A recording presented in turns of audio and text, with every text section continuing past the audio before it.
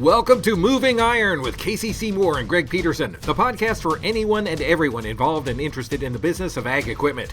If you want to understand what trends and market forces are impacting the price of your iron, you've come to the right place. Buckle up, it's time to move some iron. Hello and welcome to Moving Iron Podcast. This Moving Iron Podcast is brought to you by John Deere. I've got Greg Machinery, Pete Peterson on to talk about what's happening in the marketplace. Greg, how you doing today? Well, I'm doing okay, Casey. Sorry I missed you last week, but you can probably see I have vestiges of my fall. So it's starting to look a little better finally. At least I don't scare people when I walk around town now. So Yeah, last week you looked like you'd had a couple beers and got in a bar fight, and now you're back to normal now. yeah, that would have been a better. I got a lot of good suggestions for a better story than tripping over a puppy gate down the hall here and going to head her into an end table. But yeah, bar fight or hockey fight or something. But it was what it was. Yeah, you should go with Mrs. Pete in the frying pan. That would have been a good one, you know. Mrs. Pete, she's a tough cookie, but no, thankfully no issues there. But yeah, my favorite when I went, of course, live in Rochester here, so Mayo Clinic, and that's great. 28 stitches in my eyebrow. I can't even really see it too bad at this point. But so they're doing their thing, and at one point they ask you, because you had a fall, and there's blood and all this stuff. It looks terrible. They're like, "Do you feel safe at home?" My wife Jackie was sitting there, and I kind of looked sideways. I had blood coming down my face. I said, "Yeah, for the most part." Oh yeah, I love that question when they ask that too. Like, if I didn't feel safe at home, you think I'm going to answer that question with the person that makes me feel unsafe sitting in the room? Yeah. My favorite response. I posted a picture on Facebook of my purple face, and my favorite response. Someone on there hopped on and said, "Pete, blink twice if you're okay."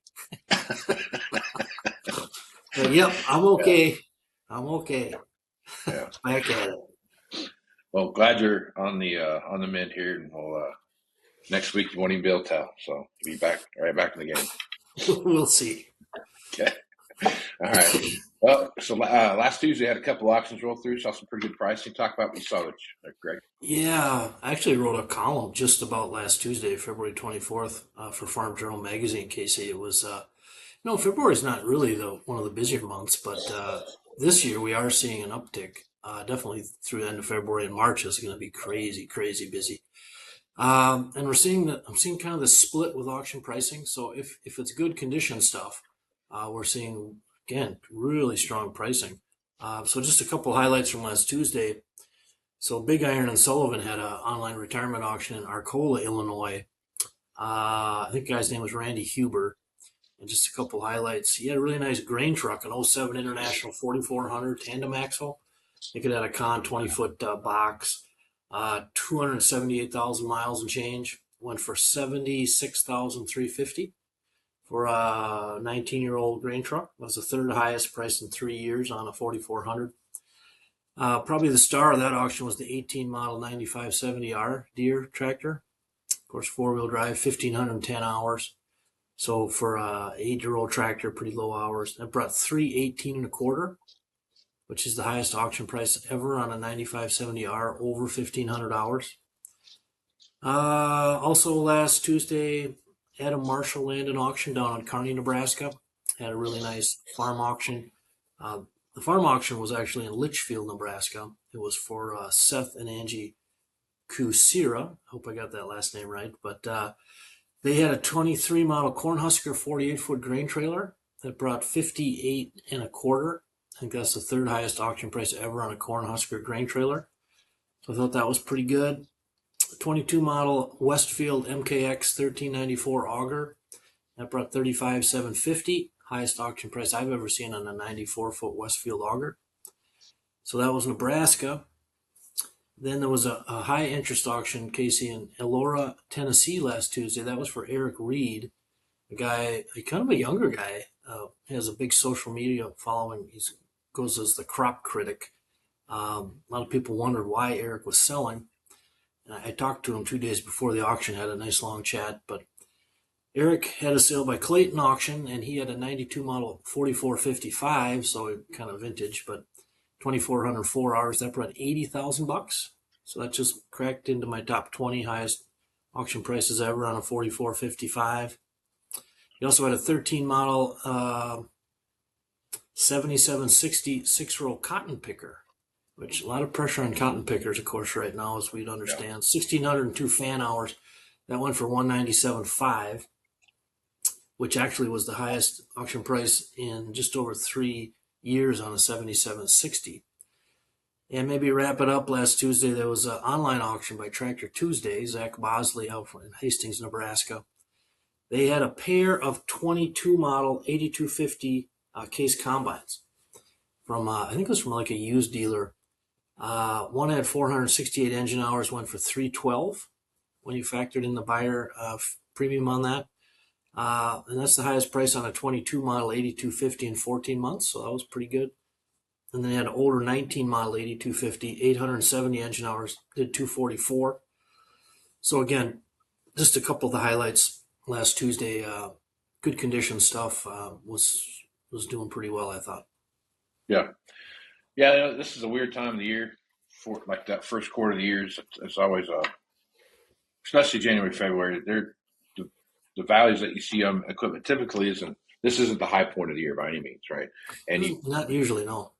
And usually you see an uptick through the end of the year. Now, I've also seen it where coming out of November, December timeframe into January, February, you see some carryover there, and you see some big uptick in values, and maybe it tapers off a little bit to the end of the year. But typically, January, February timeframe is not the peak time to do that.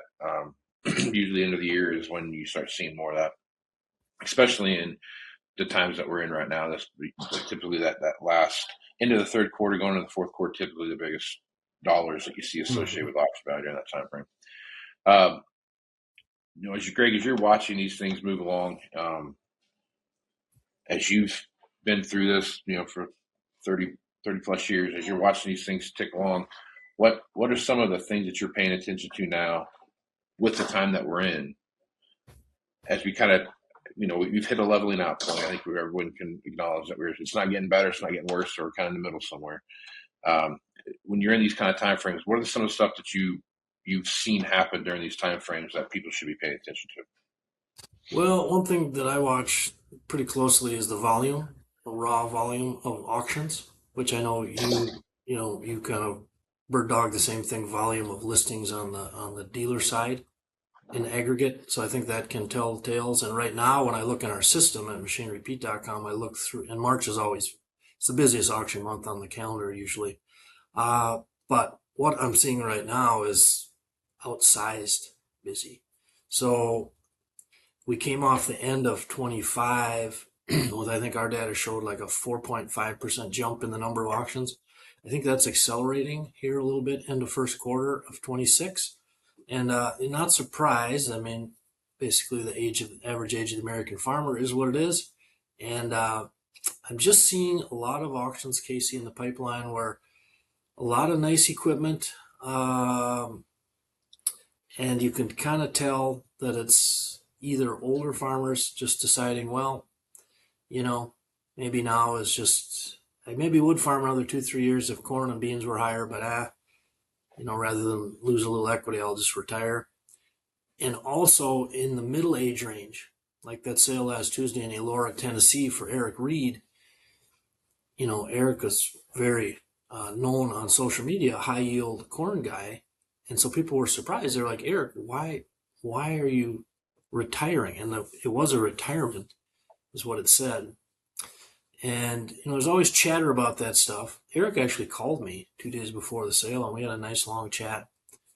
And what it boils down to for him is that, he just said, Pete, math is math. And, I'm looking at what it's going to cost me to put the crop in the ground this year and where the prices are. And it just doesn't work. And he's looking out 2-3 years ahead. He's an optimistic guy, as you have to be as a farmer, but also being a realist. And now his wife has a very good job. And he said, Pete, all my equipment's paid for. So it's just, he actually said something really interesting, Casey. He said, my wife told me it was okay to stop. And that's interesting because, farmers, generational, you grew up in it, your dad, your grandpa, your fourth, fifth, sixth generation. And, working through the bad times, don't quit, keep at it, runs up against math is math on the finance side. And so I think there's more folks in the middle age range, like Eric, that are doing the same thing. I just saw a sale coming up in Arkansas, and on the sale by Witcher Auctions, a great auction company. And, they always have a little description on the sale bill, and it said, I can't remember the husband and wife's name, but it just said they've just decided to just continue their grain farming operation. You're going to do something else. And, that's just the harsh reality of our ag economy right now, I think. Yep.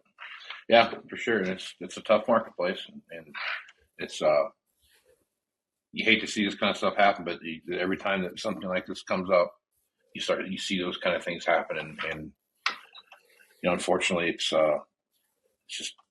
It's hard right now, and unfortunately, it's not getting any easier. And that's even after you come on the backside of this, just everything associated with it is so much more difficult. So, Casey, last week I could, because my face was all black and blue and purple. I didn't go down to Commodity Classic in San Antonio, but you were down there with Tyne and Clinton, our Farm Journal crew, and Chip Flory. What was the vibe you picked up on, just generally speaking, from ag folks all around North America there? Yeah, so the companies that I talked to, you got a lot of this, hey, it's not getting any worse, but hey, it's not getting any better either. We're kind of stuck right here, but we were optimistic about the end of the year. You kept hearing a lot of that. Right. The vibe that you got, that you talked with, I had one vendor say, and it made a lot of sense. He goes, I can always tell the success of my show, at these shows that we're at, by how much stuff I have left on my table for giveaways. He goes, that means that people are here to actually learn about your product, not just to get a bunch of free junk, right? And he goes, our table's still full, and we've had a lot of people come through here. So that tells me that people are here to learn about what we have to offer. Commodity Classic's a little bit different than other farm shows. That's one of those places where they typically see a bigger rollout of kind of what's new for the year. A lot of technology, a lot of different stuff that comes from that.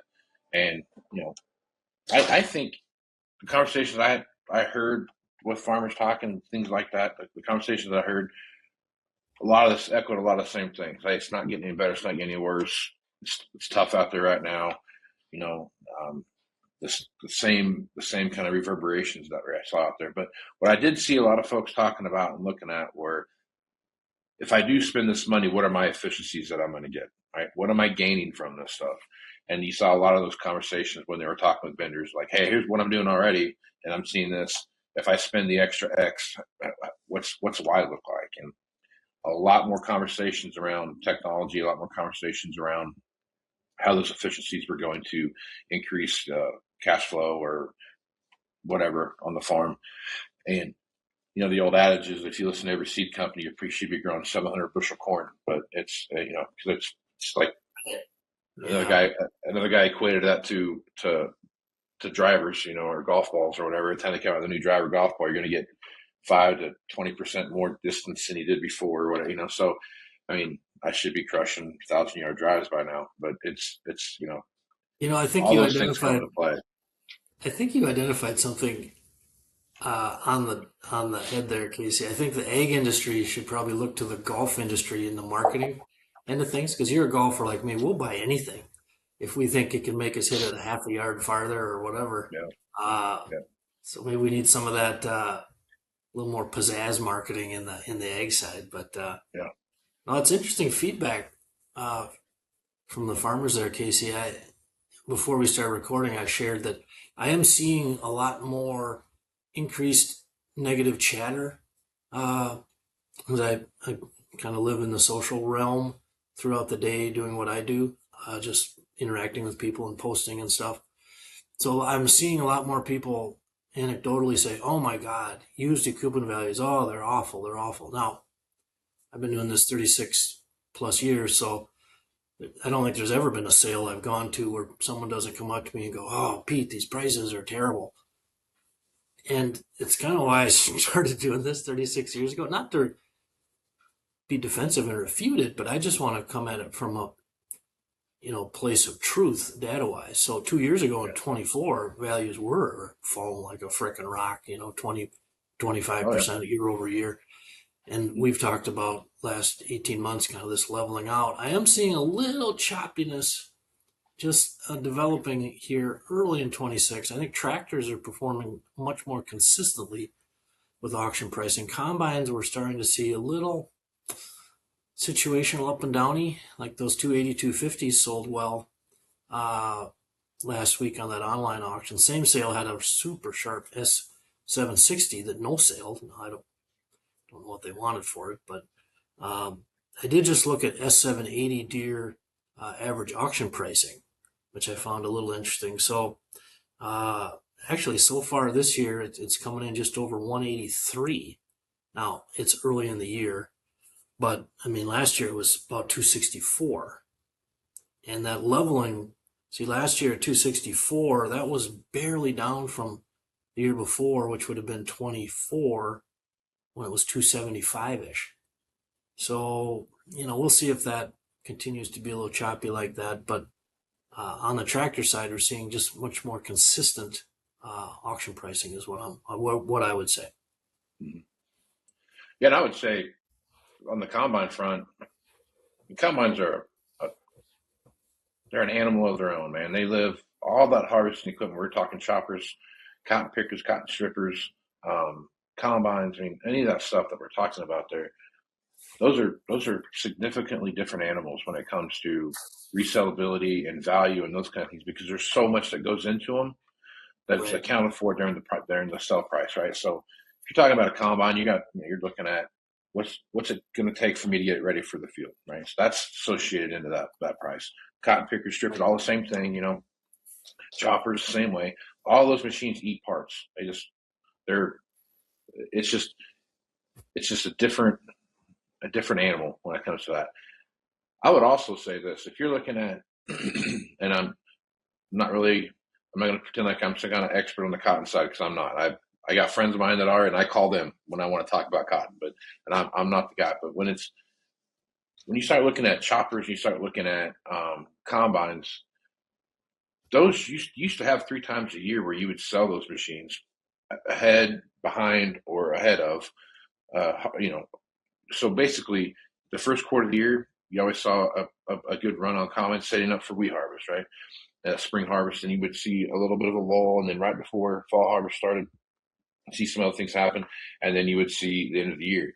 And I would say, in my opinion, watching how combine sales are kind of moving throughout the time frame now, it feels like to me a lot of combines get sold late third quarter and fourth quarter, and there's not saying that there's no sales to the first 2.5 quarters of the year, but it's not as profound as it was maybe 5 or 6 years ago.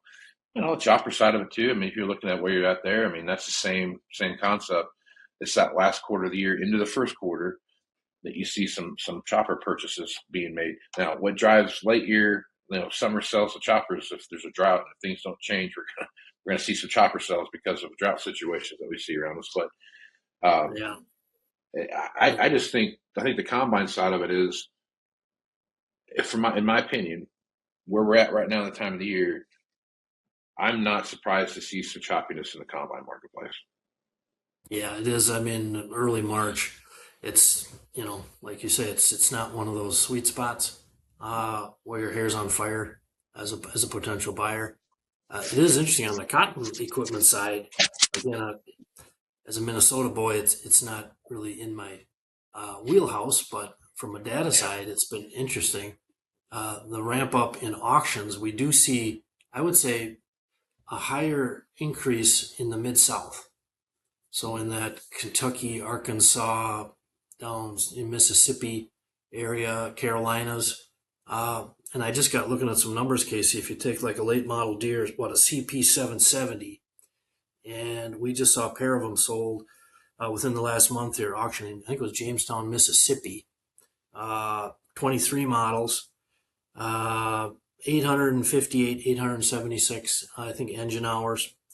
One went for $597, one went for $598, and those are the two lowest hard cash, auction prices I've ever seen on a CP 770. And for comparison, if we wound this back to middle of 24, also we saw a sale in Mississippi, Tunica, Mississippi, that had three CP 770s, all 22 models, but the hard cash numbers on the two highest ones were 695 and 701. So you're talking 700K to 600K in about a year and a half, hard cash. So that's getting to be kind of a big drop. But again, I think that's indicative of just the pressure that's in cotton country right now. Yeah, it's a tough market. You think everything else is tough. Cotton's in a really, really hard spot right now when you're looking at what it looks like to grow cotton right now. So for sure, it's going to be. I was, I think 2 Saturdays ago, I was in the office and I was monitoring a bunch of sales like I do on Saturdays often, and I had the audio for the online bidding on one. I think the sale was down in Tennessee or down south of there maybe, but it had a 7760 6-row cotton picker, and I think that might have been the one on Eric Reed's auction that did 197.5, which that was pretty strong, but Jamie Clayton, the auctioneer, who is really good, as good as they come. The bidding went along and it got to about almost to the end. And then, like a lot of good auctioneers do, Jamie interjected and he said, guys, this is how you make money growing cotton, buying a good machine like this at this discounted price. And then it got a few more bids and off they went. But it reminded me of, I think it was in Palmyra, Missouri back in like 2014 or 2016. It was in that one of those down periods, and I was covering a Sullivan auction, and it was back when 24-row planters were just brutal at auction. Yeah. And the whole sale was great. It was a retirement sale. All the prices were up here, but they got around to the 1770 24-row, and it just wasn't going anywhere. Dan Sullivan, back when he was in the truck, live in person sale, he stopped. He stopped it. He said, guys. Walmart has a 20% off sale. You guys are all first in line. And then he got 2-3 more bids because that's how good Dan is. But sometimes things, they just drop harder, faster, and it is what it is. Yeah. Yeah, you just got to pay attention to that. And, there's times, there's that old saying, you make all your money when you buy it. And I think that's where we're at right now. So interesting to watch how things play out. We're going to continue to see pressure on the upside of the used equipment marketplace, that 1 to 2 year old stuff, because again, there's not that much stuff coming into the marketplace, which when there's not a lot of stuff coming in to the marketplace, the downstream effects of that is it creates opportunities to retain more value. By no means am I going to sit here and tell you that I think we're going to see a COVID-style explosion and all this premium is going to be added back. I think the first time in my 20 years doing this, Greg, we're looking at an inventory that's right size for the situation that we're in. And as things begin to heat up and you see things move, I think we're going to have the ability to bring things back online to put stuff in.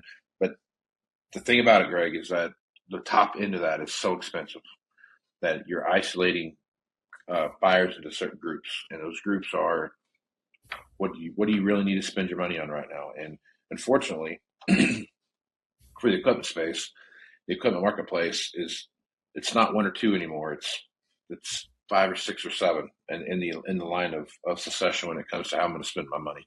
And I think we're starting to see that to me is setting up the marketplace to have the right amount of equipment at the right amount of time at a value that everybody, depending on where you're at on the buying scale, can afford to buy it.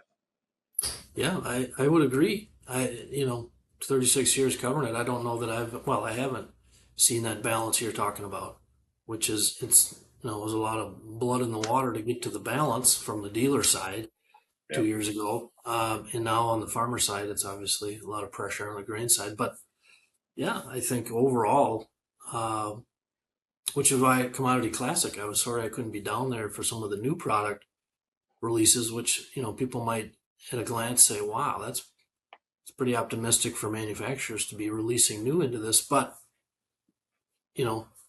really it's probably perfect timing because of the footing that we've been talking about for the last, going on a year and a half on the used market. So yeah, it'll be really interesting. Like I say, March is going to be busy. We'll see come up. We'll just keep talking every week here and try to let people know what's yanking. But yeah, I would totally agree. I think the market's in a better place, more efficient, and definitely the most balanced I've seen it in 3.5+ decades. For sure.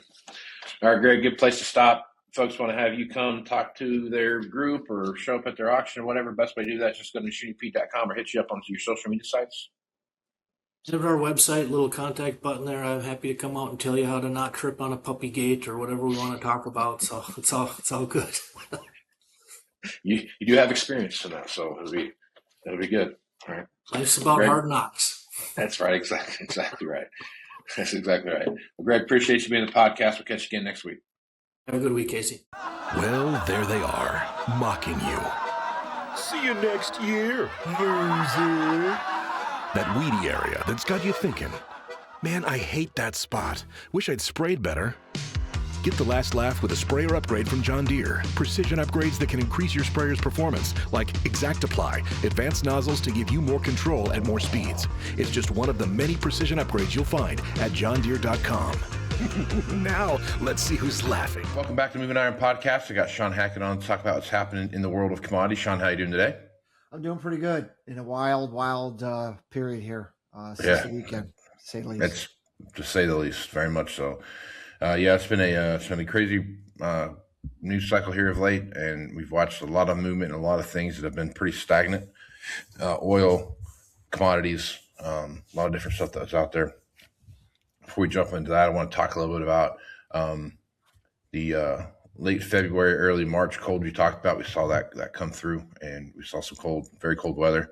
I was even in Florida when it was cold in Florida, and I was up in North Florida, up in Orlando, and there were a few mornings there where it was. So, we were talking in the 30s in the morning, high 30s, low 40s. And for that part of the world, obviously, that's very, very cold. So I guess, Sean, kind of recap that a little bit, talk a little bit about what you're talking about here, because we're headed into planting season, not too far away here in the Corn Belt. As you're looking at this, Sean, what are your thoughts on that, on your the model that you've been referring to? Our thoughts continue to be that we're looking at a cold spring. We think some winter kill risks are high for the U.S. As we get into let's say late March into late April, dry weather risks for Casey winter wheat areas out west is a risk. So if I was looking for weather related catalysts, it would be winter wheat for this spring. Pretty hard to get too excited about corn and soybeans. In that scenario, frost is usually not an issue that really tends to worry the market too much. The dry weather is going to be mostly west, but the ice states are going to be fine. So I don't anticipate anything there. I'm looking for a very good growing season for the U.S. on an El Nino arriving. Pacific decadal oscillation is kind of weakening. The negative PDO is weakening, meaning it looks like it might be actually neutral to positive, which tends to promote a good growing season. If I was to weigh any risks for the growing season, Casey, it would be excessive wetness in the back half of the growing season and a very, very wet harvest. I could see serious delays in harvest advancement, lots of crop quality problems. And obviously just what you don't want to hear is a lot of potentially extra expense in drying down corn and things of that nature. But that's, to me, if I'm looking at where would I be worried about weather for the summer growing season, it would be India, it would be China, and it would be like Southeast Asia and Australia, your rice wheat country. That's where I would be looking for potential for pretty hot, dry weather. And those could be issues that impact the market in the fall. And usually what happens, Casey, is India and China in August start to assess their crop production potential. And if it doesn't look very, very good, China will increase their purchases and India will start holding back exports. So I think that any adverse weather for those regions wouldn't necessarily impact price over the summer. It would impact prices from the fall going onward. Okay. Now, we're going to be in full El Nino mode for Brazil. El Nino for Brazil means an entire growing season. The first half and the second half are going to be extremely hot and dry for central northern Brazil, where the majority of soybeans and corn are now grown these days. So if you kind of look through the timeline here, very, very wet spring for the U.S., harvest for the U.S., drought developing for Brazil, ramifications of short rice and wheat crops, and potentially even corn crops for China, in increasing demand from China, reducing exports from India in the fall. The fall timeframe onward seems to me to be where the next accelerator to the upside might be once we finish the uptrends that we currently have, Casey, going into the spring. Right now, we've been riding geopolitics, which is going to continue to be there. We've been riding this optimism over China trade deal expansion, which I just read yesterday. Besant, everything is still on. There's no change in their meeting. Besant's going to be meeting with their underlings here next week, and that meeting is still going to happen. And you would have to believe some positive developments are going to come from that. And obviously, there's been a lot of optimism over more beneficial rules for renewable energy policy domestically in the U.S. Those three factors should allow for some more upside, Casey, going into the spring. But in my view, given a good growing season for the U.S. and a delayed reaction from China and India into the fall, you're going to want to make sure that whatever old crop bushels you don't have priced yet, you want to make sure you get them buttoned up by the end of the spring. And you want to make sure those bushels that you cannot store and those bushels you have to sell in August and September, that you make sure you get those bushels covered here in the spring. It's going to be pretty tough to get much of a weather rally from the U.S. weather point of view after the spring. So that's kind of the general idea here of what I think is going to happen. Geopolitics in terms of, day to day, week to week, impossible to predict those moves, but we can talk about the longer term cycles and why we're feeling that this period from now into the next 3 or 4 years is going to be an extraordinarily inflationary geopolitical period for hard assets, for energy, and for grain markets, especially wheat and rice. There's a long history of these cycles leading to some of the most accelerated moves to the upside when you get into them. That cycle started or starts in 2026. Oddly enough, now where geopolitics are kicking in right on schedule.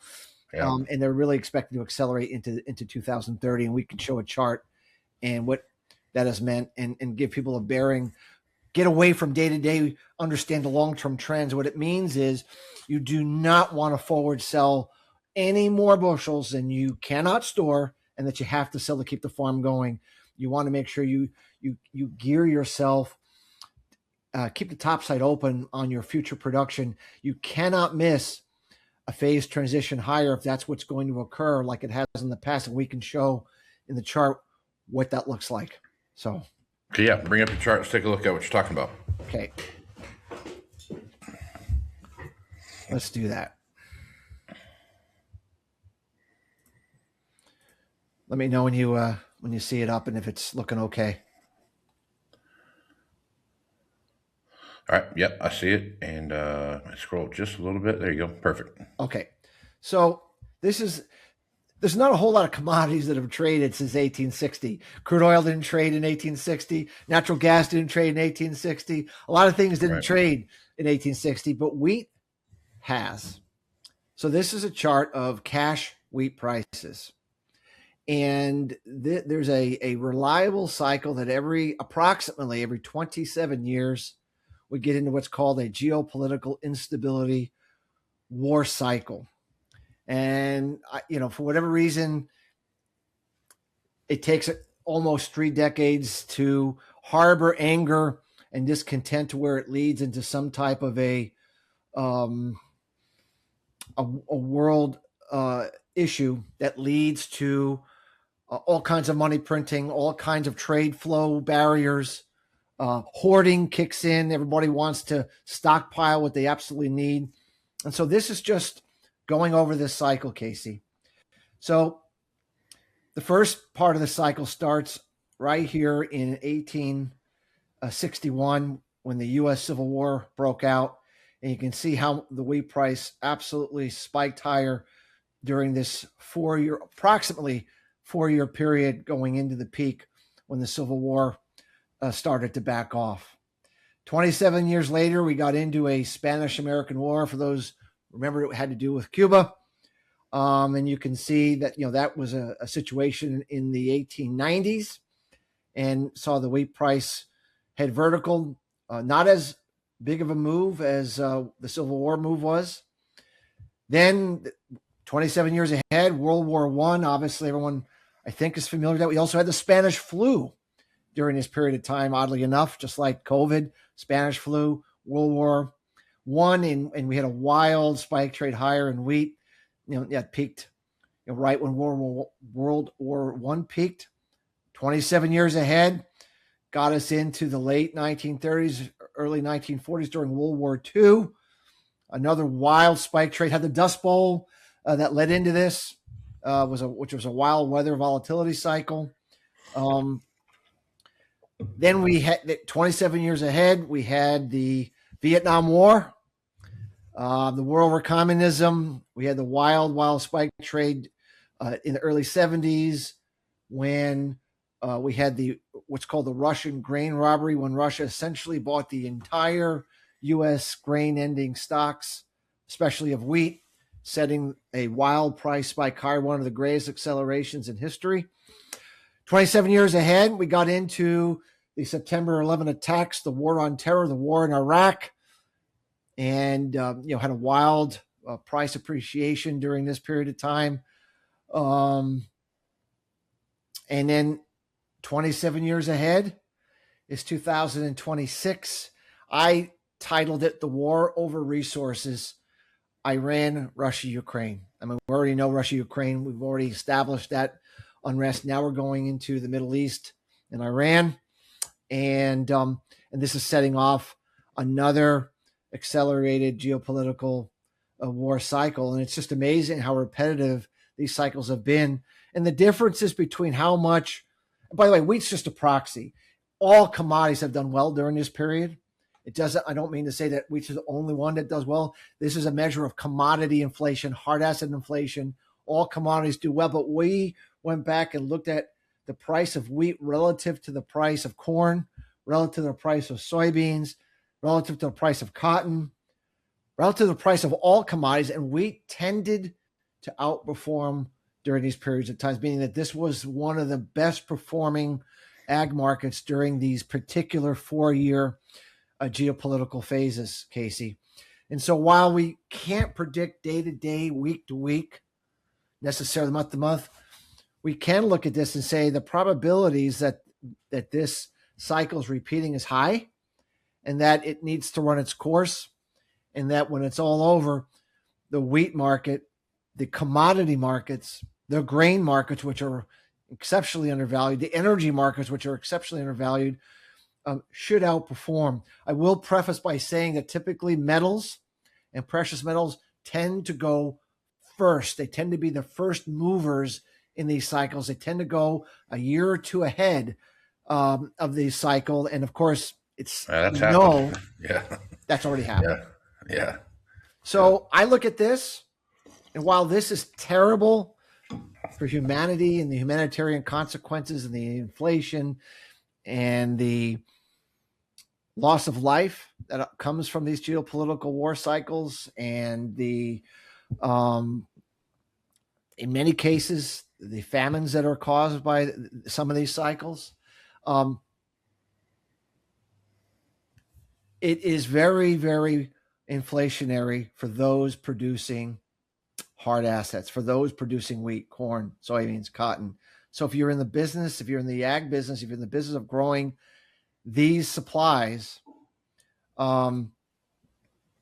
it's going to be a good period for you. Like I said, I don't say that with excitement or glee. My job is to try to forecast the future, try to forecast what prices are going to do, try to forecast the ag industry. And war is very good for the ag industry. And unfortunately, as much as I would like to think that we would eventually stop feeling the need to go through these phases of unrest and geopolitical instability and wars, it looks to me like we have yet to stop wanting to do that. Everything says to me that this cycle is in full force, and it has to run its course. And it says to me that if you're in the business, you need to adjust your cash marketing accordingly by not forward selling more than you absolutely have to.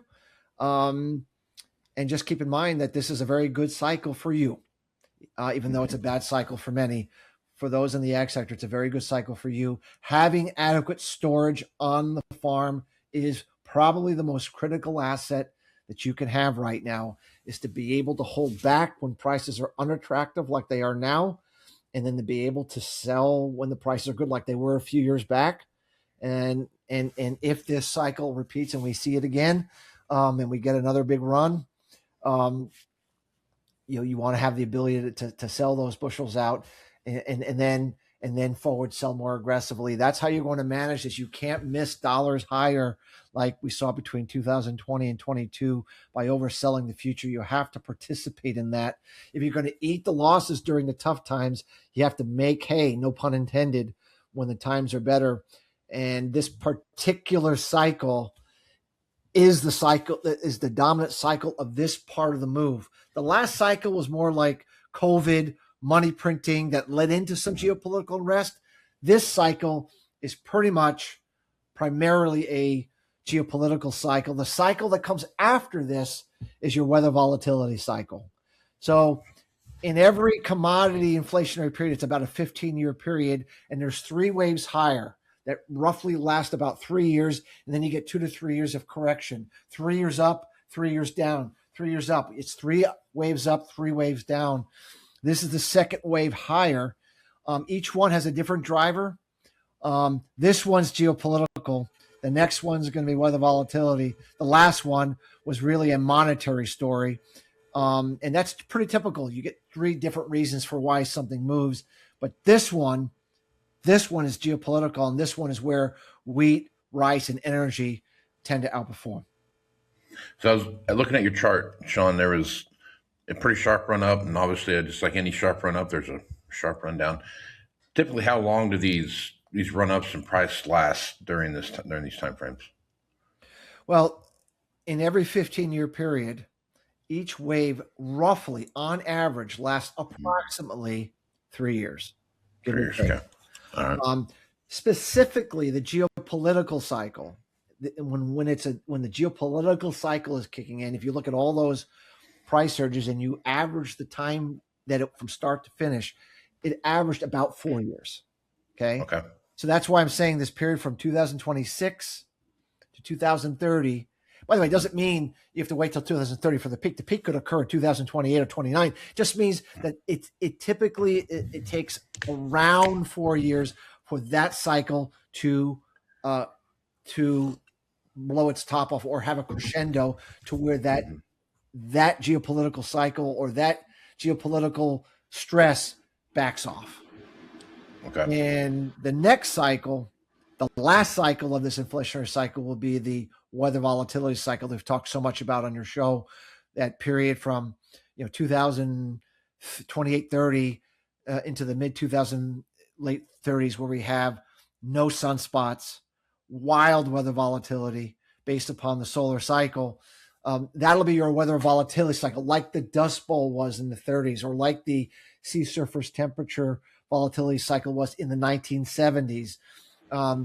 That will be what drives that part of the cycle, and the geopolitics will take a back seat. Whereas the last cycle was all about COVID, coming out of COVID, massive money printing that occurred that led into some geopolitical unrest, but it was most of the move in the markets occurred before the first bomb was dropped in Russia-Ukraine. In fact, Russia-Ukraine war beginning actually was the peak of the cycle. If you think about it, when it really was the peak, meaning it was really a COVID monetary cycle. Whereas this one's going to be driven by geopolitics, and just amazing that the 27-year cycle starts in 2026, and now we're getting this reignition or this acceleration of geopolitical unrest in Iran, and it does seem to me that it is a war on every theme. Back in the 70s, it was war on communism, and then in the 2000s, it was the war on terror. Right. Then to me, this looks like the war on resources. That we're battling for resources. We're battling for who controls these important resources. And Russia, Ukraine, number one exporter of wheat. Obviously the Middle East, dominant producer of oil and natural gas and liquid natural gas. From all the reports I've seen, Russia, Ukraine has some of the biggest rare earth metal reserves in the world. I mean, usually these wars have a reason for occurring where they're occurring. To me, this is a battle on resources, and obviously China is very heavily dependent on the region for energy and food, and so that's that this is kind of the battle that we're dealing with, and fortunately for the United States, we produce tons of energy, and we produce tons of food. So for us, in terms of what it means for us, we're well positioned. But if you're someone like China, if you're someone like India, if you're someone like the Middle East that lack in the areas of food or energy or both, it's a tough period coming up. And that's where the hoarding comes in. You say, okay, if I'm not certain I can go to Russia and get the wheat that I need, then I'm going to stockpile what I need as a buffer against it. So one of the reasons that all those periods you saw this spike trade in wheat is because of hoarding. Those that have it don't sell it, and those that don't have it panic buy it and they stockpile it, and it creates that supply-demand mismatch. Yeah. So looking at your time frame there, Sean, as you go out from now to the end of the end of the decade, looking at where, we should probably go back and revisit that episode. But a couple of years ago, we had a conversation about, how deforestation of the rainforest was causing change in weather patterns and those kind of things. And then, Brazil had I believe it was 2030 that they were going to ratchet back how much could be deforested and whatnot. And I don't know if they've actually ratcheted anything back at all up to this point. As you look at this situation that's coming up, that we just talked about, and you look about what's going on in Brazil and how those weather patterns could kind of roll their way through that. As you watch that, how do you, and you start looking at countries like China that are very heavily dependent upon exports of grain and stuff from Brazil. When you look at that, how do you think that plays out for American agriculture? Well, if we get into if this geopolitical cycle repeats like it has since 1860, and we get into a hoarding cycle, Brazil's supplies of agriculture are going to be absolutely critical to supplying those that don't have, right? I mean, they have been critical. Yeah. Well, they have to be able to, like, if they don't produce, or they have difficult times producing, given their now prolific nature, you now have a higher order issue with how things get done. The Brazilians have pulled back on their deforestation. They're still deforesting, but at a slower rate. So they haven't done anything to actually reverse. I've always felt, if you looked at the precipitation patterns, that they've dropped in half over the last decade. They went from excessive rainfall, all the rain that you could need, and even though they've dropped in half, they're still barely producing enough rain. They can still produce crops, but any fall off, in our view, any fall off from here, and then they start having insufficient rainfall to produce crops in the manner with which they've been accustomed to, which makes, as I said, I've always said in all the presentations and in all my reports and all our discussions, the next 4 years are the test as to whether this trend stops where it's at and we just hover around 50% down, or we have another notch down to where we have a disproportionate decline or cessation of their production growth or production capabilities. And I don't have an answer perfectly for that, but if we're going to find out, it's going to be in an El Nino year. An El Nino year is where the majority, 3/4 of Brazil typically gets into a drier weather pattern normally. Okay. So this coming cycle is like a critical test plot on how are the rains going to perform now going into this El Nino cycle. Starts in October of this year, goes into the May of the following year. It's the dry cycle.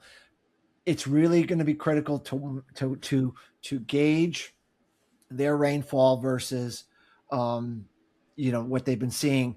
If we see rainfall falling below the threshold that we've been seeing, and it does show that they're going to have insufficient rainfall and that they're going to have an actual crop problem year because of it, then everything has changed for the global supply chain for who produces what and who sells to who and who's the center of the ag food chain again. If that rainfall trend falls further in this next cycle, it means that the U.S. gains market share back for the first time in many, many decades. It would mean that we would increase acres. We would bring acres back into production that are out of production. It would mean throwing caution to the wind, to do everything we could to increase yields, to do everything we could, it would be hardcore pressed to produce everything possible to make up what Brazil might not be able to produce, that the market is counting on them producing.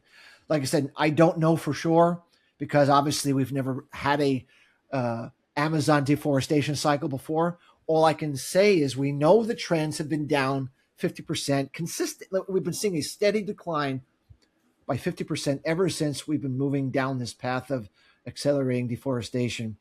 And the trend is your friend until it stops. There has been no indication that the trend has stopped falling, but this next year is really a defining moment as to whether that trend is going to stop or we're going to get the next rung down. So it's very, very, very important year coming up, and could add an additional agitation to the geopolitical cycle if it comes up that they're going to miss. They're going to have some crop problems. If their soybean crop's going to be off, if their corn crop's going to be off, and they get to where their supplies, their exportable supplies, are going to be short. What's really interesting, Casey, while no doubt in soybeans, their export capabilities has been unbelievable. But in corn, because they've decided to go down a gold rush on corn-based ethanol production in Brazil, if you look at the demand for corn-based ethanol, it looks like our chart was in the early 2000s to the late 2000s, where we just saw parabolic demand for corn for ethanol back then. And that was one of the drivers that made that geopolitical cycle so powerful. We're seeing the same thing in Brazil. Even though their production's been up nicely in the last 3 years, their corn production, their ethanol demand for ethanol from corn has grown so fast that their exportable supplies haven't grown at all. Right. So think of that. Just think of that we have a situation where their crop in corn has grown, yet their exporter supplies have flatlined. And if their crop production in corn flatlines or falls, and they keep their corn-based ethanol policy, the corn situation is really interesting. Soybeans not as much, but corn really, really interesting what could happen there, Casey. Really, really interesting what could happen there. So. All right, last question I have for you. I know a lot of guys have already booked this for the year, so this is just more of kind of the situation that we're in right now. With 20 to 25% of the world's oil coming through the Strait of Hormuz, with the situation with Iraq, the ton of natural gas comes out of that area as well. When you're looking at fertilizer prices right now, how do you see the volatility there associated with natural gas? Well, we know Russia-Ukraine created a spike in fertilizer prices because of the large exports that come from China, that come from Russia, Monaco, the Middle East. There's a lot of fertilizer that comes out of that region, and we've seen fertilizer prices spike already. There's nothing good about entering this geopolitical cycle for fertilizer prices. There's nothing good at all. It just means that prices are going to have significant risks to the upside going forward.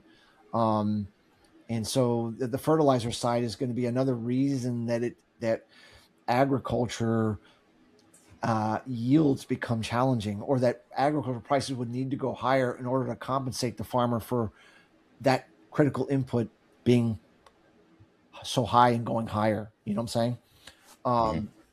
And obviously, if you looked at natural gas prices in Europe, they almost doubled in one day when Qatar said that they were shutting down their key LNG production facility for an unidentified period of time. Just think that through.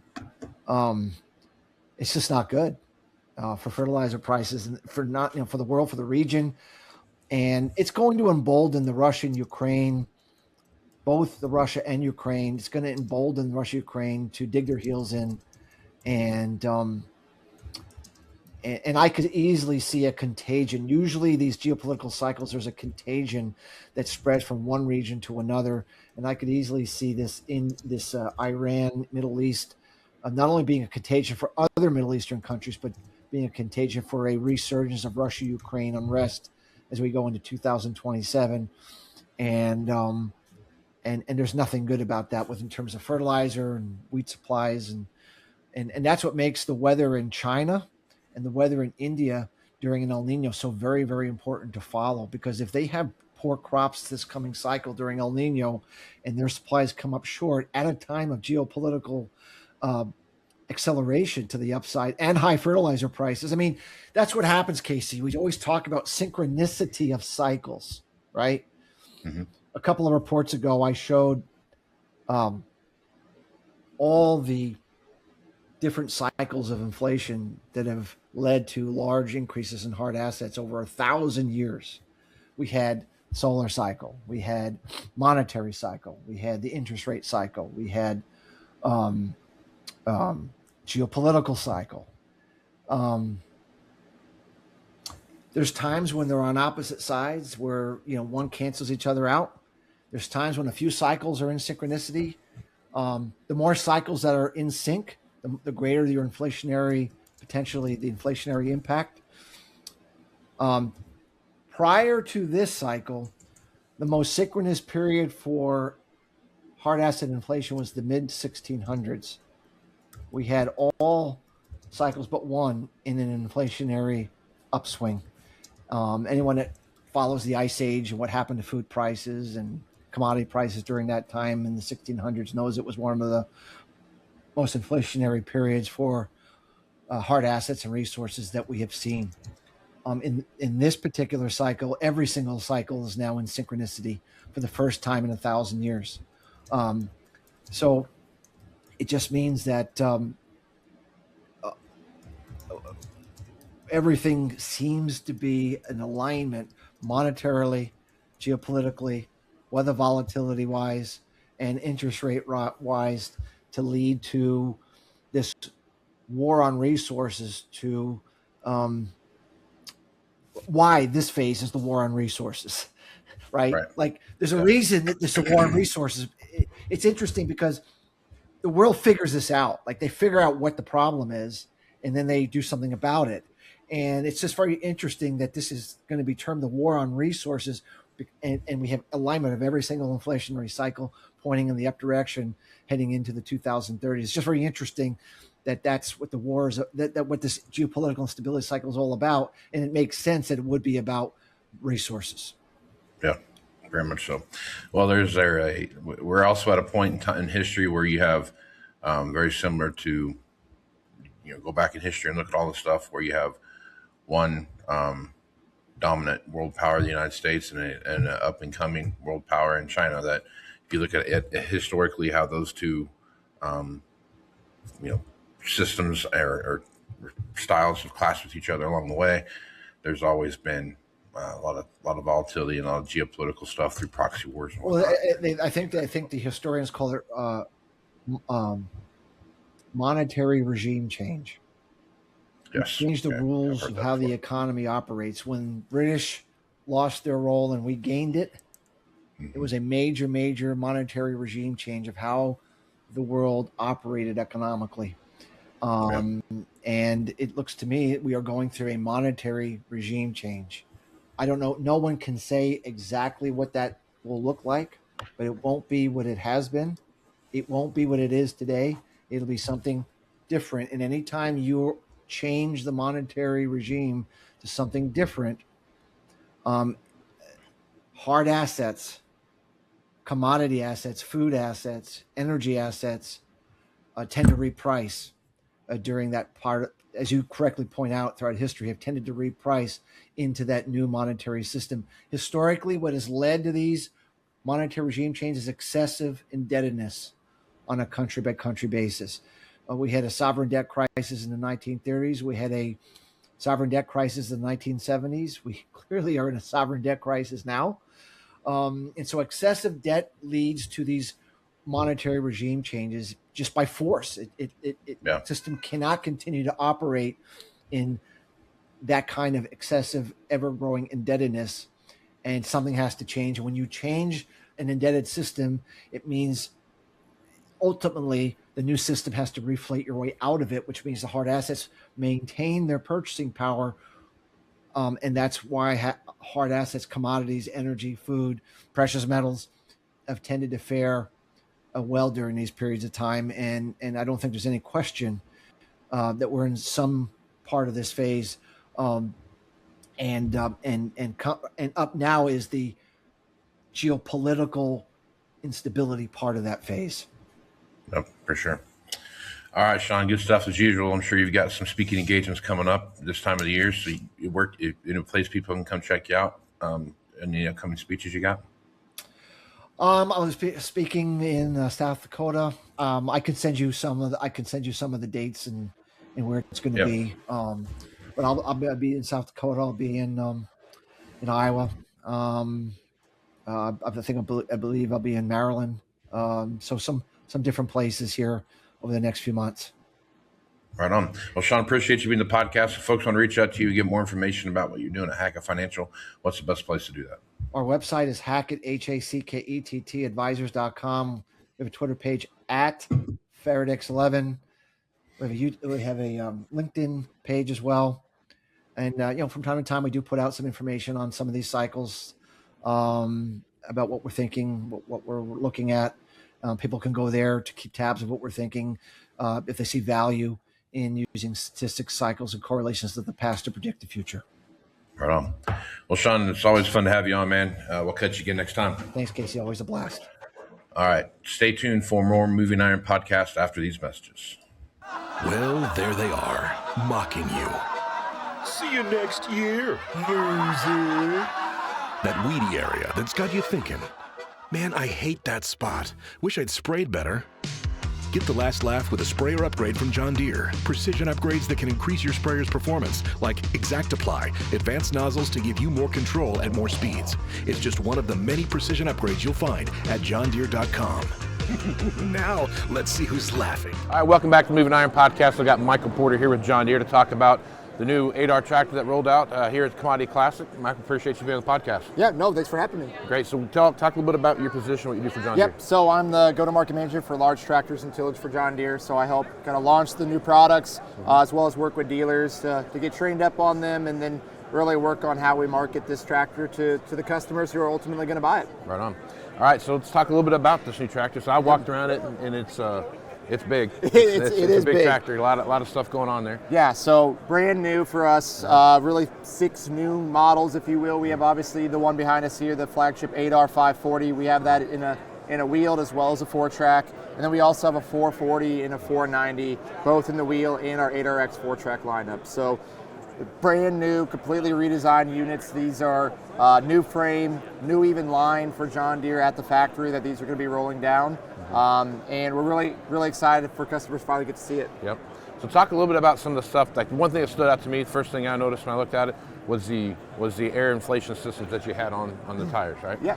Which is a great thing. We start talking about slip, you start talking about compaction and all those things that come into play. All the technology that's built in the tires these days, you're really going to be able to take advantage of this. So talk a little bit about that. Yeah, so especially with this tractor. So obviously, if you know, it's hard to see maybe, but it's taller, it's a bigger tractor, and it's also going to be pulling bigger implements and bigger loads.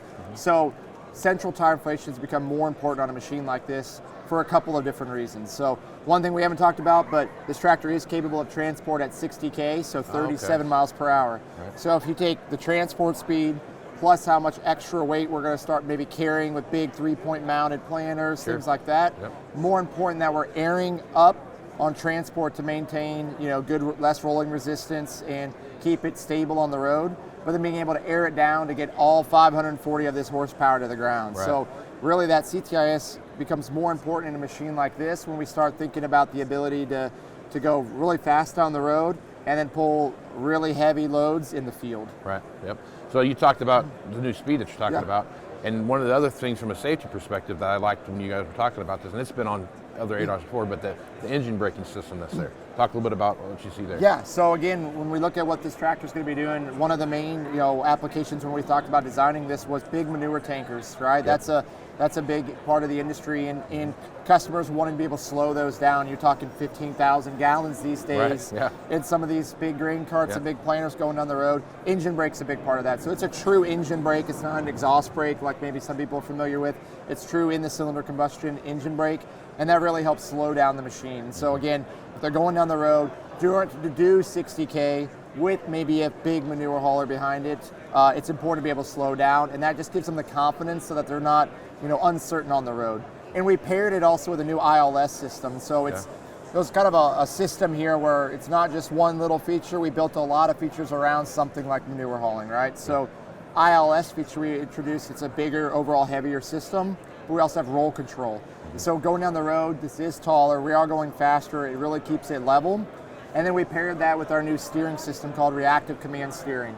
So a lot of people, in their pickup trucks, maybe they let go of the wheel, it returns to center and straightens out. We have that kind of experience for those transport applications now, but then also the ability to adjust the kind of that steering sensitivity and even like the resistance against the steering wheel for in-field and on the road as well. So customer can really tailor the driving experience to what they like.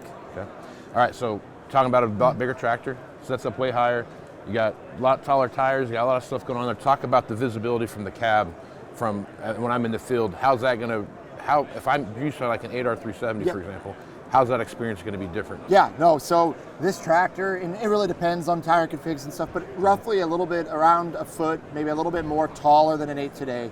Probably a better comparison is almost directly in line with a 9 height-wise. Okay. So for a customer, why that really matters is grain cart comes to mind. Guys love about a 9R being able to maybe see into that grain cart and kind of see where they're at. That's a big part of it. But I'd say in general, what makes our 8R so great is how the visibility and the turning radius and the maneuverability, they could see all the way around that machine and even right down to that 3-point. We were able to keep that in a tractor that performs like a 4-wheel drive. So the visibility is very common to what they'd see maybe in an 8R today. The difference maybe being on the 8RX is we do have the new Command View 4 Plus cab on the 8RX. That's the same cab from the high horsepower 9s. It has 20% more glass on the right-hand side and 15% more floor space. So it is really nice on that 8RX, the ability to get that larger cab with more glass space in that machine. Okay, so you brought up 4-wheel drives, right? So now you're into the 540 horsepower range, which there's only a few, higher than that. We start looking at the 4-wheel drive market. When you guys look at the lineup that you have now, row crop to 4-wheel drive, a lot of the transition from row crop tractors into 4-wheel drive because of the horsepower needs that people are starting to come into. As you start looking at this, how do you think that's going to affect your overall 4-wheel drive line? Yeah, so I think it really depends what the customer wants to do with the tractor, right? So again, for those customers who are maybe pulling a big planter, they've had to maybe move to a four-wheel drive, not purely for the power, but they've been asking for that row crop feel, right? And so that's really one of the major targets of this and why we call it the ultimate planting solution, especially when we talk about the tanks. So for those customers, I think it really fits. They want that row crop tractor feel, be able to pull the big planters, and this definitely unlocks it. What is also nice about it is for those planter tractor guys, the ability to then have this and be able to do maybe bigger tillage tasks and bigger grain cart in the fall and increase the utilization of their planting tractor. That's a big deal.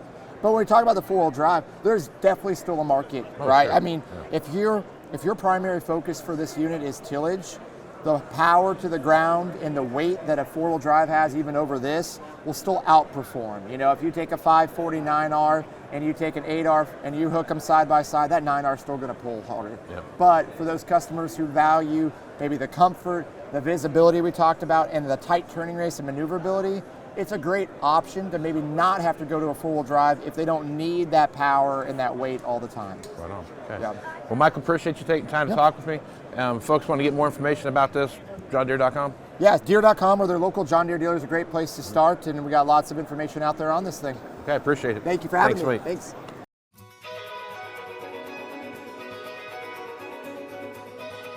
You've seen the highs and you've seen the lows of agriculture, but the best operators, they never stop learning. Farm Journal TV is built for what's next in agriculture, delivering you stories, strategies, and insights from the experts who live it every day.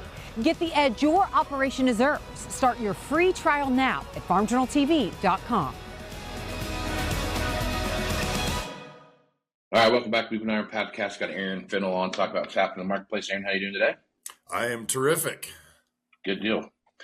Good deal, man. So we had some, Deere rolled out their new tractor line. Fendt has their tractor line. Really? That same. They did? I hadn't heard a word. Right? Yeah. No one's said much about it. So, Fendt's got their. I'm still looking for the key. Yeah, I know, right? That's gonna now I have to I don't know how that works now. I got all those keys on that key ring. I don't know how I'm gonna make this one start. I don't know what to do with my hands. So with Fendt having their set up the way they have it set up, Deere has their set up to 540 now, and so you got a 500, basically all the way from 400 horsepower up to 540 horsepower.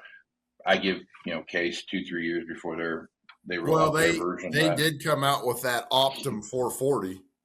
So right, they're over 400 row crop also.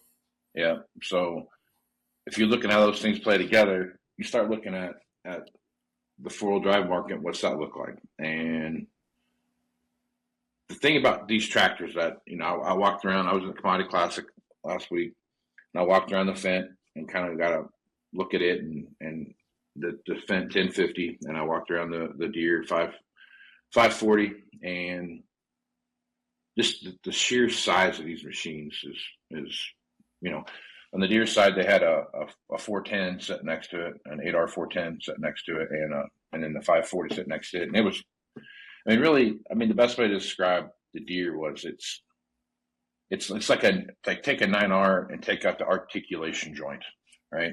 And weld those two pieces together. That's what you really slide have. the cab back. Slide the cab back just a little bit, right? And when you look at those two things, wait a minute. Yeah. Wait a minute. Is this an opening for the 2+2 to come back? That's what I'm hearing. I feel like we're almost there. Yeah, could be. I'd really like that nose to swing this way when I turn. When you had those things put together, you start looking at the four-wheel drive lineups. Obviously, AGCO doesn't have a four-wheel drive lineup, so they don't. There's nothing there for them to really worry about. But challenging. I don't know that they make that anymore. Oh, well, that could. Yeah. Dialed in on AGCO, we are. Yeah, I'm almost. They don't make the Challenger line of tractors anymore. So I know you can't get it in a Massey, and so end of discussion, right? Right, end of discussion. But they had, when you're looking at all the things that come together, when Case comes out with their version of that and they bring it to the United States and it's an open market thing,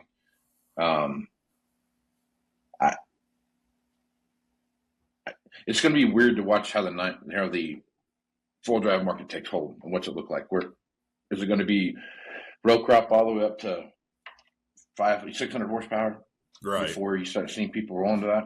Or, which I guess if you think about it, when you think about the 4-wheel drive lines that are out there now, Deere's got the 735 or something like that, 735, and then you got a 790, and then they got the 830, right? And then now Case rolled out there. They had that 715 for a couple of years now, and now they got the 785, I think, is what theirs is. So if you look how with the growth of that 4-wheel drive market past that 600 horsepower mark,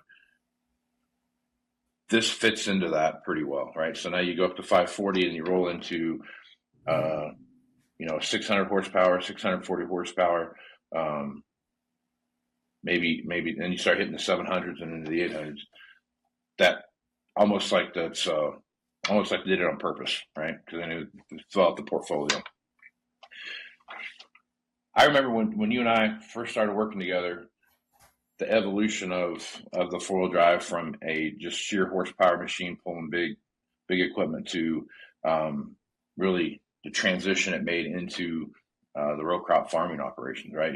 PTOs and 3 points and instead of running big 800s, you saw a lot of 520 tires, all these different like row crop style tires being put on these machines, because at the end of the day, you start pulling some bigger planters and grain carts, those kind of things. It wasn't necessarily as much the horsepower as it was the weight associated with the machine that really kind of transitioned into that. So as I'm looking at this now, if you have one of those like lower horsepower, that 375 horsepower up to 500 horsepower row crop or 4-wheel drive tractors, that spectrum that's there, it'll be interesting to watch how those happen, because looking at those tractors and how much weight they have on them and how tall, there was some, I don't know where they found the wheel weights for these things, but they were, God bless America, they were absolutely massive on the fence side and the deer side, both the front end weights. If you look on the fence side with the front 3-point, the weight rack that they put on those front 3-point. Oh yeah, that great big block. So you can raise and lower down. All that stuff comes in, and kind of the genius thing too, a little bit about that 3-point thing is, depending on where you have that weight at, it completely changes the weight on the front end, right? You can, if you have it up high or down low, it changes the distribution of that weight. So as you're looking at these things, the question, the thing you and I talked about a lot a couple of years ago was like, how big can machinery get before it's too big? And I think they've kind of answered the question a little bit of, well, we'll just make it into a smaller package and just hang a ton of weight off of it, and we'll disperse some of this 4-wheel drive stuff, because tires versus tracks versus roading versus going from field, like your contiguous fields, those kind of things, like that really changes the way you're looking at it. So I guess what I'm getting at here is, it feels like to me we got a hard stop on the 4-wheel drive marketplace, and about 600 horsepower, maybe some of that 500 horsepower 4-wheel drive stuff, you'll start seeing that kind of be the next evolution. Anything below that might struggle in the interim. Yeah, going on the new side. The used side's a different animal. Right. Yep. On the green side, where I've been for 20 years, I came on at the end of the 20 series, and out here in the high plains, 9220s specifically were all 3-point PTO 480 or 520 rubber. And that is because early in the strip till era, also on the high plains, our friends in Lexington at Orthman tied a 1-tripper and a planter together, and it's a 1-pass system, and here you go. Well, if you got even a 12-row, you need a 9220. God forbid it's bigger. Yeah. Right. So, you're in the 20 series. 8520 ain't going to do it. 9220 had to do it. So 30 series and on, an 8530 and a 9230 are roughly the same size tractor. 8530 outsold it 1,000,000 to 1. Okay. Mm-hmm. The 9330 then in my brain would be the actual entry level 4-wheel drive because that's your only choice. Right. Hugely popular coast to coast, more often than not, regardless of where it was, set up row crop. Right. 3-point PTO, 480, 520 rubber. Okay. Then as we go to the 9Rs, everything specifically biggest and baby are the same exact size. 360s, 370s, and on up. The row crop has always outsold the 4-wheel drive 9 to 1, maybe 9.5 out of 10. Right. Because that baby 4-wheel drive has the very, very small market of, and in fact, I think it's a market that fades out with generations, quite honestly. The minds of the baby 4-wheel drive exists because of dead weight. Okay. Mm-hmm. It actually will pull less than its row crop counterpart because of parasitic loss in the drivetrain. Right. But it doesn't get pushed around. You set up a little higher. Those little things for the older generation, they love that. Got to have 4-wheel drive. Got to sit up there, and I don't like the tail wagging the dog. Can't stand the tail wagging the dog. Well, 50 years ago when Kinsey shows up making big grain carts and stuff, that helped the 4-wheel drive market in and of itself.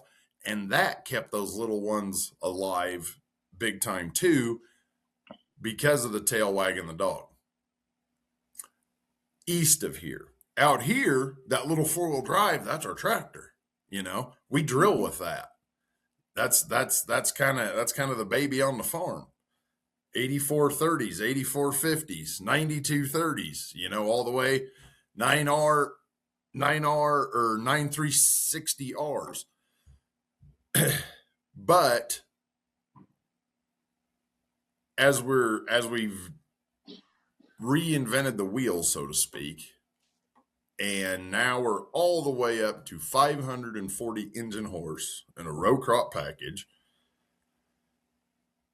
I think and this is just me, and I think a generation older than my driver's license says I am, okay? You're a generation older than your dad, so. No, just the same age. But more old school mentality. You're still going to have some of that.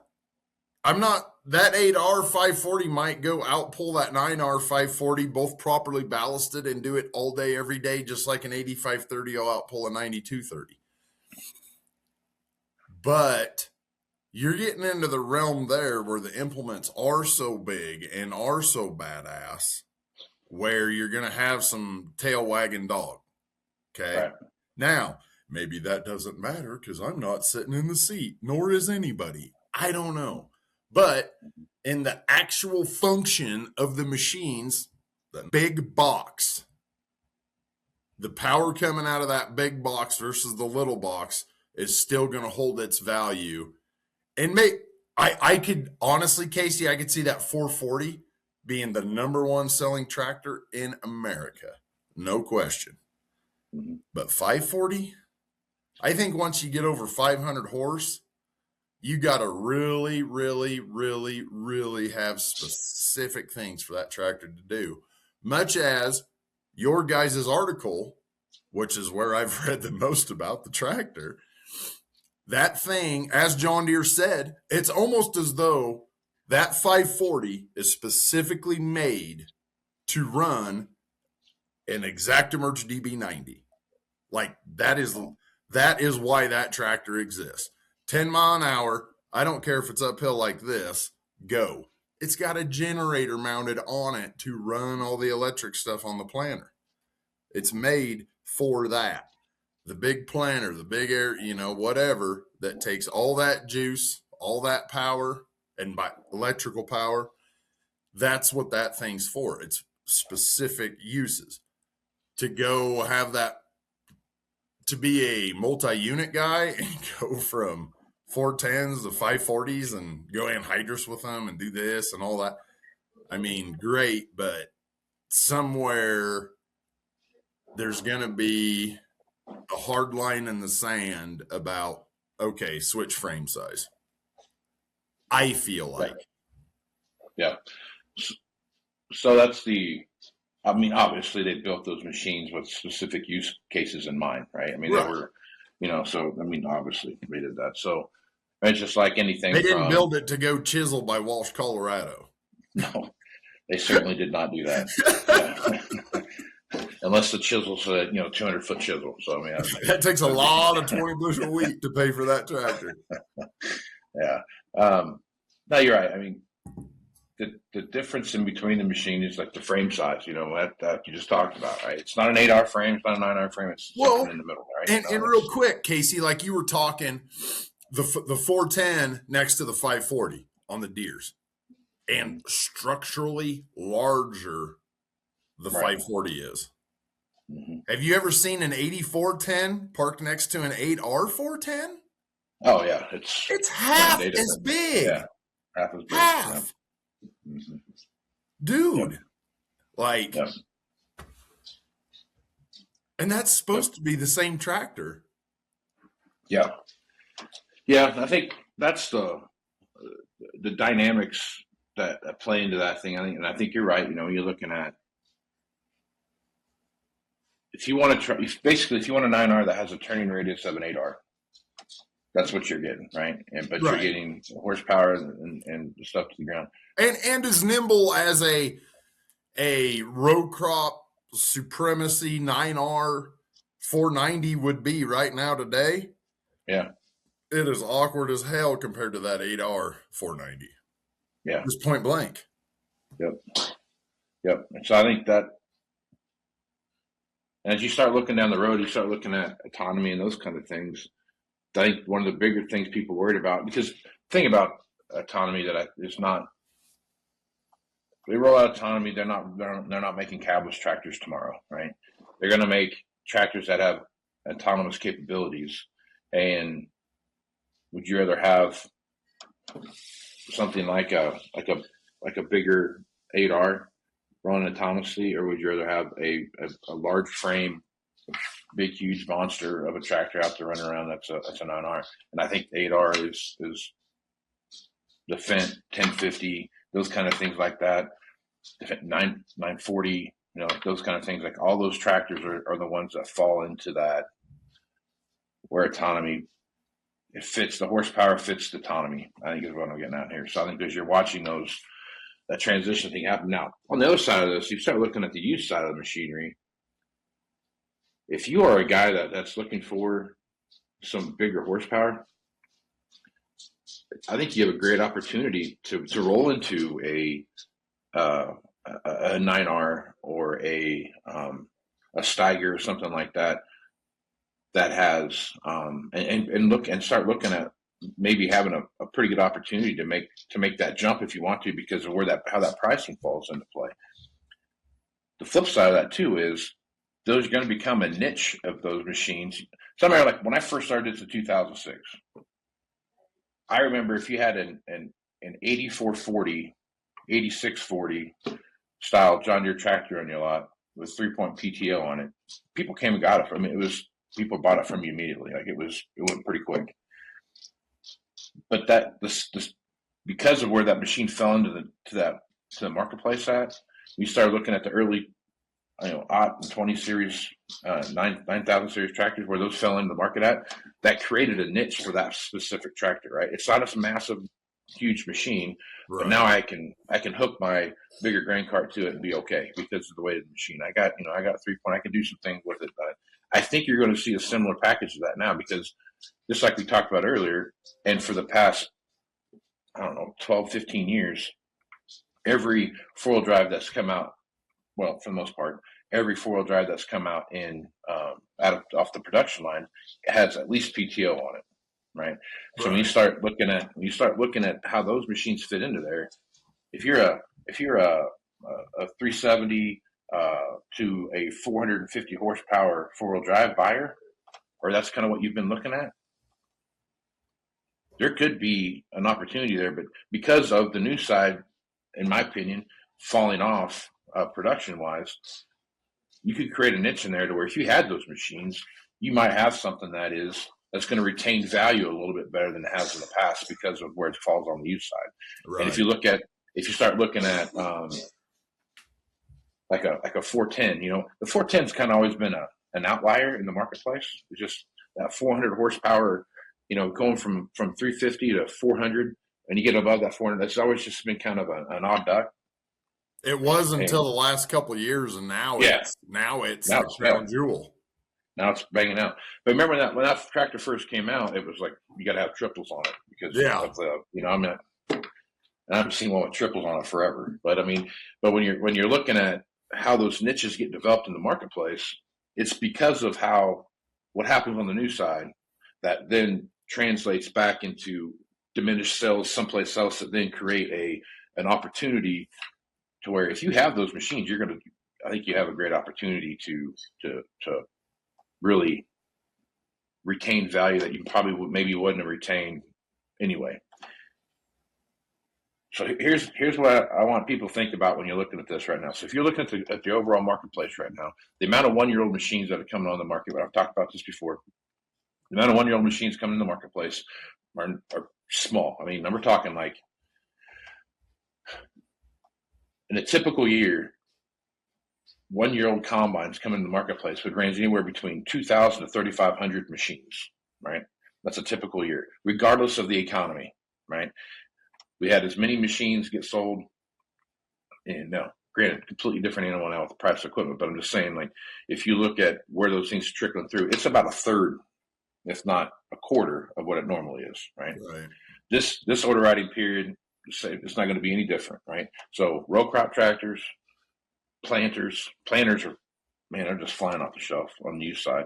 But if you're looking at like combines, planters, sprayers, all those things, like the amount of one-year-old machines are really expensive, no doubt about it.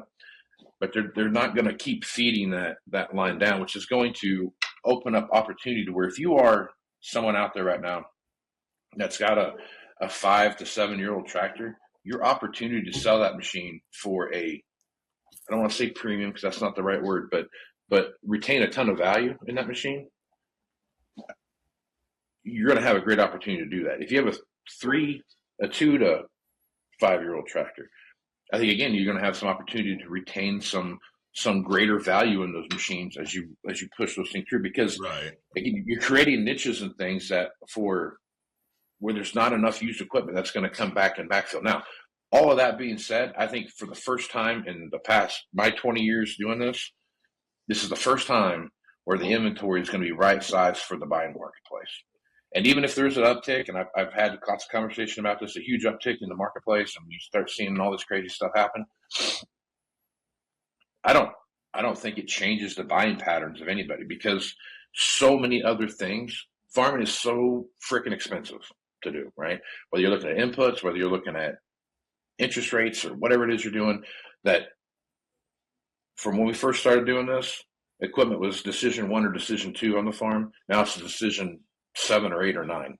Hopefully. Right? Because all this other stuff ahead of it, right? I mean, you've got so much pressure coming down on you that all this stuff ratchets into place, and here's equipment's down here at the end. And I think it's going to change the way people look at stuff, the way people buy stuff, and how they think about what their next move with equipment is. And if you're going through that process right now, there's not a better guy to talk to than Aaron Fennell. So give him a call, and he'll absolutely help you put that into perspective. Because think about it. I mean, the marketplace is not your little area. Not, growing up, and we go to auction. My grandpa loved going to auctions, and he'd buy every lampshade there was to buy from every every estate sale you could find. But back then, it was like if your little world that you lived in, and that business was 50 to maybe 100 miles, right? Yeah. That was kind of the world. That was everybody had their own little world. Well, now that, dude, I mean, it's coast to coast, border to border, and even Canada affects that now. I mean, so like all of these things, It's all right here. Yeah, everyone's got an opportunity to do that. So positioning yourself to make your next move, whether you're buying or selling, or you're looking at, hey, I've got an opportunity to expand my operation. How much do I really need? Do I have enough already, or do I need to add something? Right, like all those decision making processes that you have that go beyond. It's just where it's happening in the marketplace and what's going on. I look at it like this. Everybody has a crop advisor that comes out and talks to you about what your corn looks like, and you need add fertilizer, more water, or whatever you're doing. It's no different on the equipment side, man.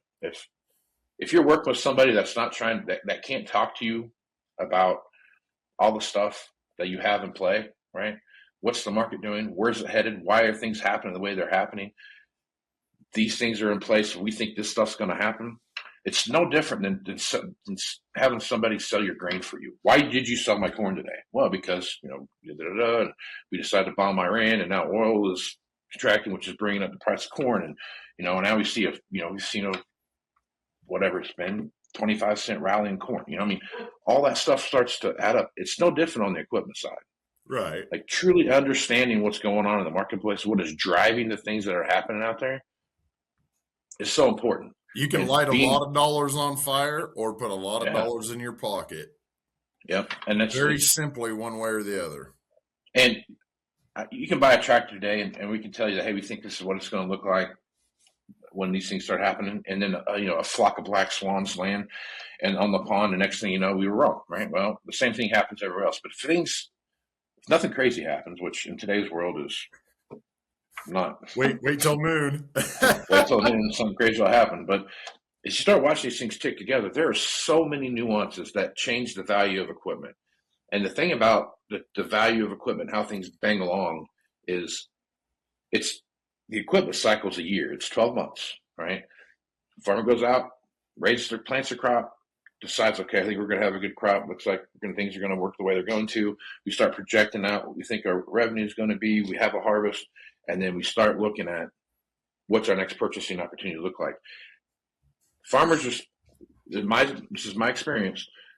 If you had a good year, the next year, whether the economics are good or not, because I'll point back to 2013, right? 2012, things were great.